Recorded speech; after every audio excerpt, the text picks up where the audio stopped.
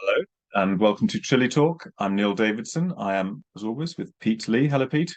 Hello. And today we're going to talk again about the new constitution that is being offered to the Chilean nation, uh, which is now being put to a referendum in 2 days' time. I think I'm right in saying, Pete. Yes, little under 2 days' time, we're going to start voting. Okay. And so we're going to attempt, or mainly Pete is going to attempt to make some kind of prediction about the outcome. So we're going to just look at the different kind of metrics of public opinion, right? Perhaps we just start with the kind of, very fairly crude one, which is the kind of stock market, Chile's main stock market index, the IPSA, which is not very strong. There's not a great deal of confidence there. It's 10%. It's a good 10% down on its highs from earlier this year, isn't it? Yes, I mean, it's very hard to read. Obviously, at the global level, we're in a recession or getting into a recession, depending on where you are. So it's hard to read the extent of that. Obviously, the stock market, the big institutional investors are informed by what they believe is very good intelligence about risks at the national level. And from what we can read, there is a reasonable level of confidence in a reject vote coming through. At least that's what the financial newspapers are reporting in Chile. And the Chilean peso has strengthened a lot since mid-July when it floored at 1,050 to the dollar, which is by a long way a record. Obviously, some speculative attacks there on the currency. It's now back to about 880, which is still pretty weak by historical standards. But of course, even a reject vote doesn't mean stability, does it? Because it might well mean people taking to the streets, which they've been doing lately. I'm not quite sure why. Yes, well, there've been different levels of getting onto the street occurring. And of course, part of that is the campaigning. At the level of intelligence about the probable outcome, the word on the street is part of the dynamic in the sense that you have to get your vote out. And ideally, you want your voter to feel like they have a good shot at winning. And so, particularly the Approve campaign is more successful, particularly in the metropolis of Santiago, in getting large presences out to, Mhm. I guess, what you might call pop concerts, where they play the kind of liturgical pop music that we have in Chile and have had for the last 50 or 60 years, with all the old classics and Kind of pronounced. heights of Machu Picchu type thing, you mean? Yes. Yeah, yeah. A lot of charangos, yes. It's very Andean. And a lot of people come out to those events, those concerts. Some of them may be there for the music. They may just like the music, and some of them may be fervent believers in the Pueblo cause. It's Mhm. always very hard to say, but there's a Yes, lot that's right. more of that kind of street action for the approved case than for the reject case. As you'd expect, the reject case is. As you'd expect, there's far more passion in approving than rejecting. And just to stick for a minute longer with this kind of more, I know you're quite keen to get onto some, more granular kind of analysis of polls and things. But there is a feeling, I mean, the president's brother was attacked in the street, wasn't he, when he tried to stop basically some like, kind of hoodies breaking into a shop. I think it wasn't a political statement at all, as far as we know. Um, Well, and yes, uh, hoodies, I guess, would be the English equivalent of some young kids with uh, some kind of gripe, more likely to be left aesthetic kind of kids, as right, far as very we much can. aesthetic rather than sort of serious political philosophers here. Yes. But and this adds just to this endless kind of low level of, well, the centre has been pretty much wrecked and it's not recovering, is it? So as to the centre cannot hold. I mean, literally the centre is falling apart in Chile. The actual centre of their capital is, sort of still covered with graffiti, closed shops, closed, whatever. Sort of street crime, and then of course I believe the president of the Communist Party, Tellier, has warned his followers that if it's a close result, the right will try and invalidate and approve victory, and to be prepared for that. So we are, that people are making these menacing noises, aren't they? Yes, that's a very disturbing noise. This is the great opportunity of the Chilean Communist Party.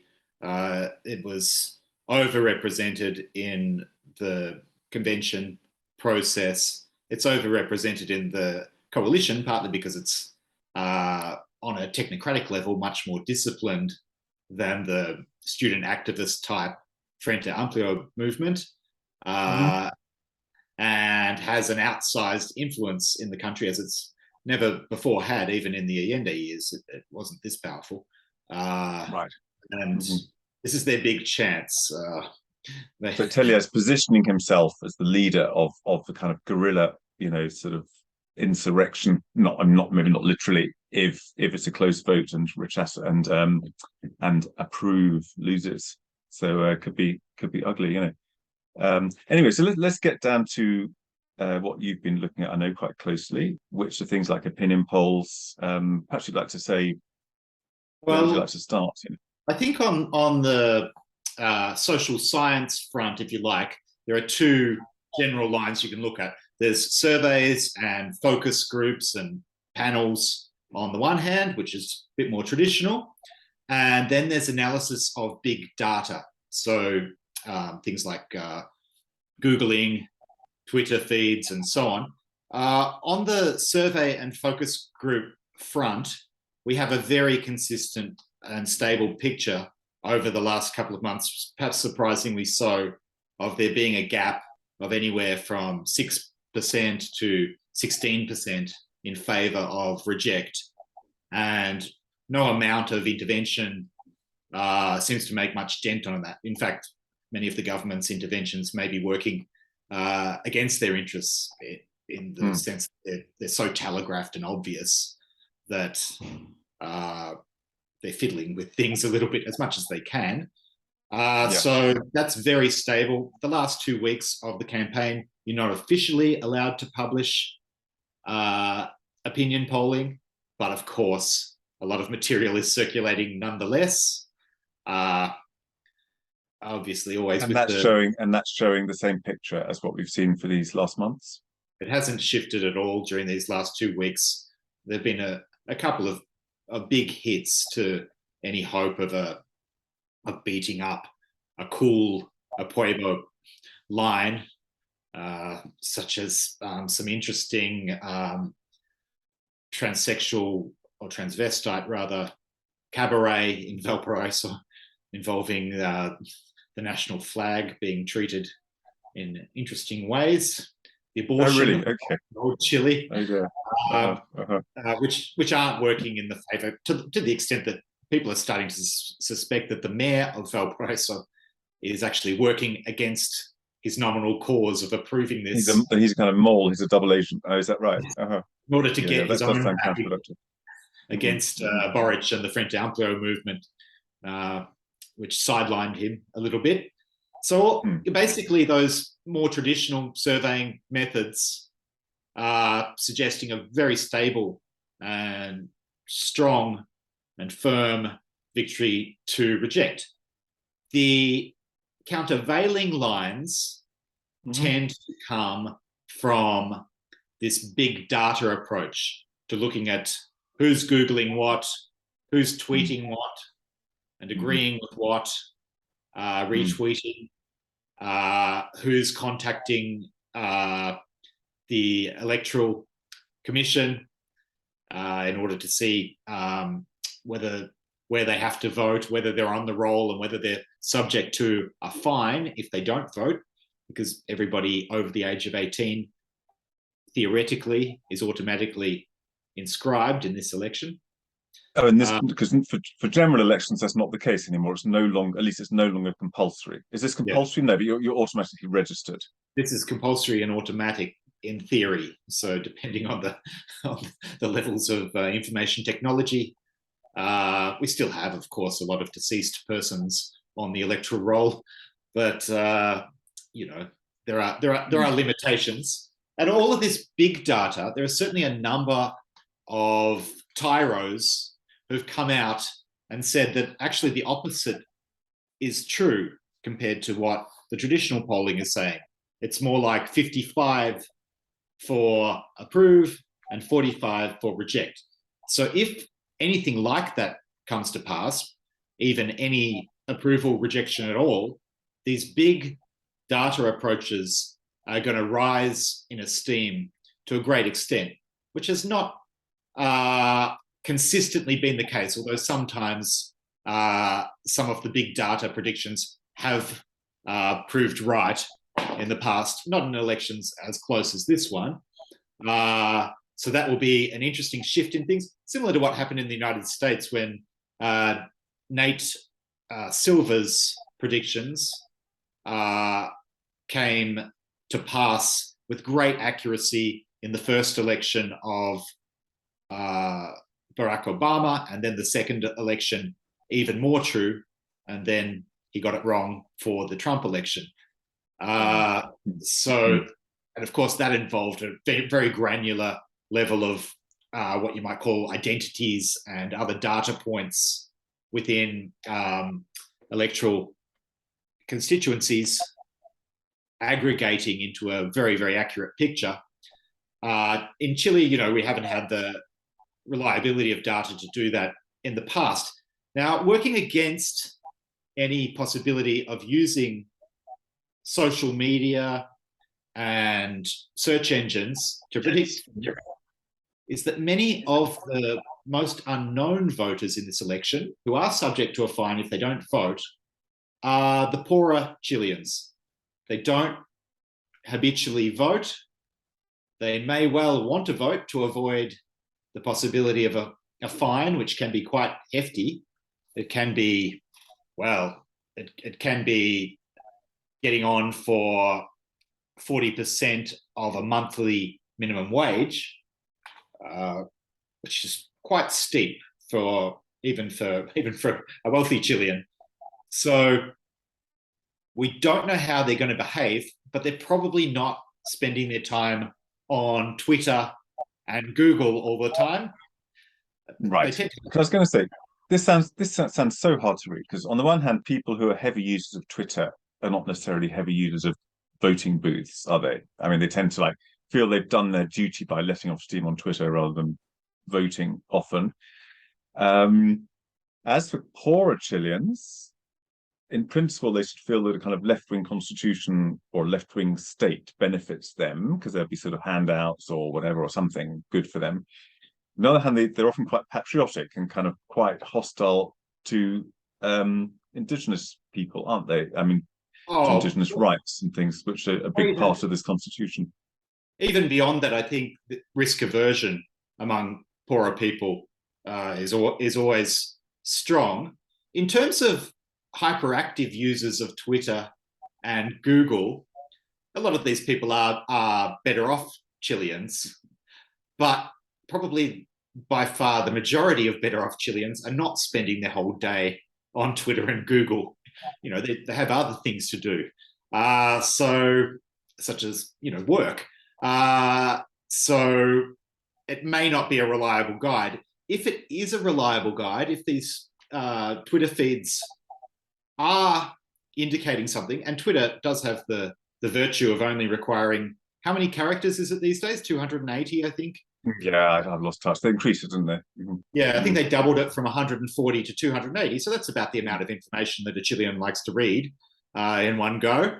Perhaps it is connecting with the level of digitized discourse that people are partaking in, and perhaps it isn't. Perhaps it's an echo chamber that isn't saying very much. I am willing to make a prediction, and my prediction Well, it's predicated on my analysis of the situation, which is that the main thing that the approve case has to its advantage, apart from the fact that a new constitution's needed, that's quite clear. And in fact, the reject case is by and large based on the idea of having a new constitution, but a good one.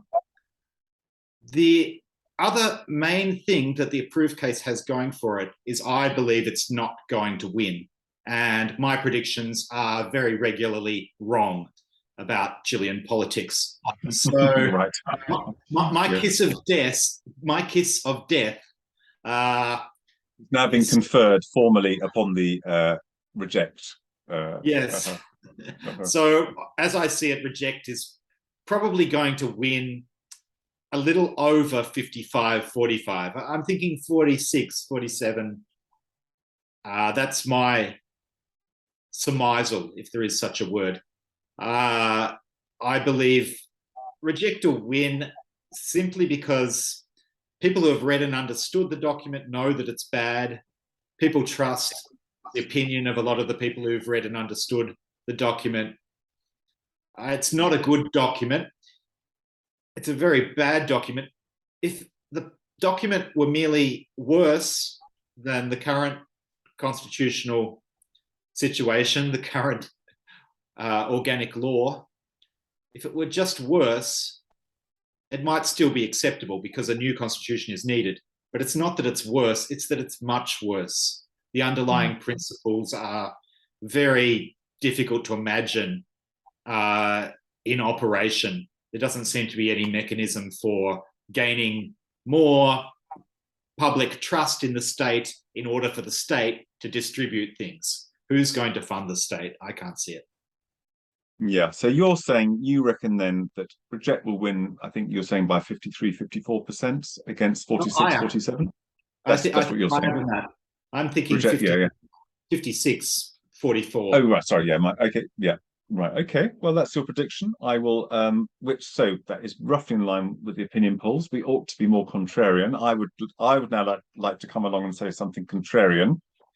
I can't think of anything much because I was talking, I suppose I was talking to somebody about the Brexit vote, and he was saying, he was horrified by the idea of Brexit. But he didn't bother to turn out to vote because he thought, what idiot's going to vote for Brexit? What total moron is going to vote? There's going to be a handful of cranks, Now, I didn't mention that I myself I would have voted for Brexit, had I had a vote in Britain, but I just, listened to his points.